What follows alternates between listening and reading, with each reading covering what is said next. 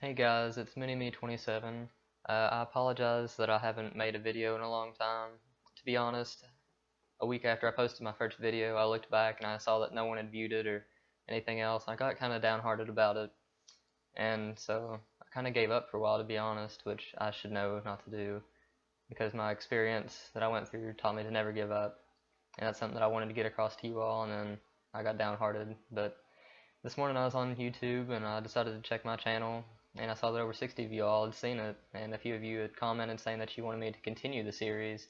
And so I picked up my laptop right then. I just moved into college, so I don't have my camera or anything else. I don't even have a good mic. I just have this, but it'll have to do. I think it works pretty good. I've tried to make this video about 5 times and I've failed every single time, so maybe I'll get it right this time.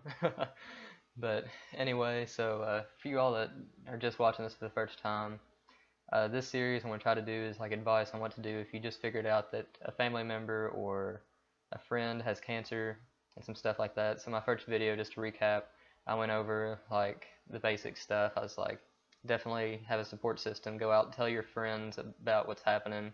Let them know. Don't hold it in like I did, because trust me, it's not good. It's not fun, and it's not good for your health, to be honest. The next thing was that even though you'll want to research it, the disease and what can happen, because it's normal for all of us to be curious and to want to know, I said to do it at your own risk, because a lot of sources out there always give the worst examples, and I'm just here to say that that doesn't always happen. Like, several people get cancer and get through it easily, although my dad, he didn't. But that's why I'm here making these videos, so hopefully I can help you all that are going through this struggle now, because whenever I was here, I wasn't really much of a YouTube watcher then, but since I'd tried to look up a few videos and I didn't see a whole lot like this, so I figured it'd be something good to start. So anyway, I'm back. I'm again really sorry that I wasn't here. Like, I took like a 6 month break because of that, and again, I'm just so sorry about that. But I am back now. I'm gonna try to post weekly. I am at college, so I'm gonna have to do it based on coursework. But I'm gonna try to take the weekends whenever I'm up here to be able to make these videos and post them. So anyway, with that, I'm gonna get into today's video. So I'm just going to share a bit of my story. I'm going to try to do that over the next few videos, and after that, hopefully we'll have some people that watch and maybe get some comments and stuff like that have questions, and I can do specific stuff over that. But anyway, so my journey began on September 1st, 2010, whenever my dad was diagnosed with colorectal cancer. So he went in, he had some rectal bleeding, is what alerted him to the cause. And he went in for just a colonoscopy. They thought it was a bleeding hemorrhoid, whatnot. Well, they went in there to look, and they found that he had colorectal cancer. And so after that, we began about a month-long journey where he just had tests and everything else, and they found they had it in his liver, and they had some spots on his aortic artery that looked suspicious. So they decided to go with chemo, or chemotherapy to be exact. And you probably all heard the stereotypes. They lose their hair and that it makes them lose weight and stuff like that. Well, my dad, he did lose a ton of weight, actually, so much. Like, the chemo they gave him was too aggressive, and he lost like 20 or 30 pounds in a matter of a couple weeks. And the doctors were like, yeah, we can't do this anymore because it will kill you.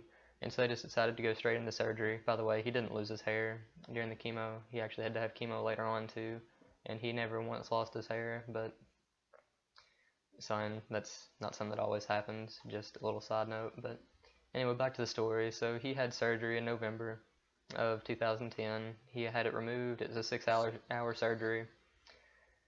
He had this part of his liver taken out, and he had the spot on his colon, rectum area taken out. He had to have an ileostomy bag, which is a bag that you had to have placed on the outside of your stomach. And that's where he would basically go number 2 for the next little bit until March, whenever he got it taken out, while his colon recovered and stuff like that.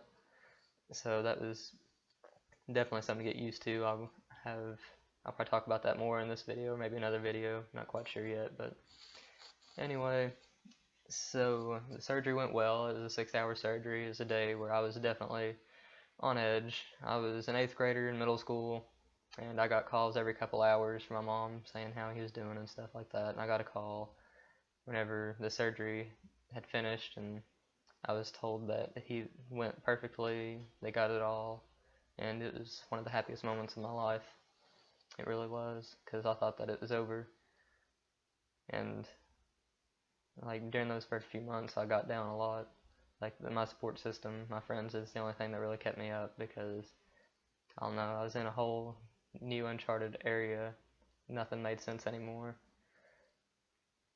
It was definitely my friends and God that helped me through all that. So I definitely recommend the support system. I was actually at a friend's while my dad was having surgery, and the week afterward he recovered. But so yeah, then he came home and he was recovering, and then Christmas rolled around and he was still doing good. Still had his ileostomy bag. He was getting used to it. It was definitely an adjustment because it wouldn't always smell the best, of course, but it's something that you get used to. It's something that you kind of deal with, because you know that they won't always have it forever in most cases. So that's definitely something to get used to. But yeah, it's just a little bit of my story to start out with. That just took us into the new year. So my next video I'll probably focus on whenever he was re-diagnosed and the whole process that happened after that. And then I'll probably share some more advice with that. But first I want to give you all the backstory as to what my story is. Just the basics of it. Like I could make these huge long videos over what all happened, but my internet isn't the best here, so I can't make the longest videos in the world.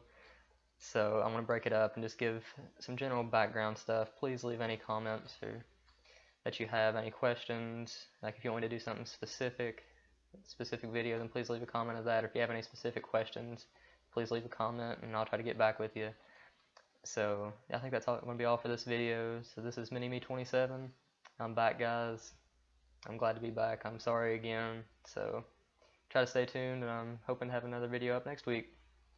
Bye.